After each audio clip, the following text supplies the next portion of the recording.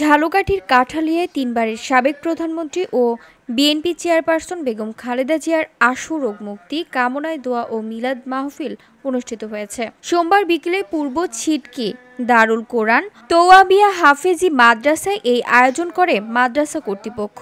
অনুষ্ঠানে প্রধান অতিথি ছিলেন সাবেক কেন্দ্রীয় ছাত্রনেতা গোলাম আজম সৈকত। তিনি বলেন, এভারকেয়ার হাসপাতালে চিকিৎসাধীন বেগম খালেদা জিয়ার সুস্থতা এখন জাতির কামনা। তিনি আরও বলেন, ধর্মীয় শিক্ষা ও মাদ্রাসা উন্নয়নে খালেদা জিয়ার ভূমিকা অনস্বীকার্য।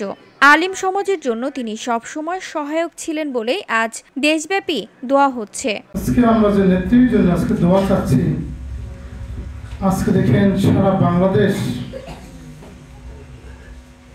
আজকে মনে হয় দল মত নির্বিশেষে, ধর্ম বর্ণ নির্বিশেষে সবাই যেন কাঁদছে, সবাই স্তম্ভিত। আজকের সারা বাংলাদেশ নয়, সারা বিশ্ব আজকের তাকিয়ে আছে এভারকেয়ার হাসপাতালে।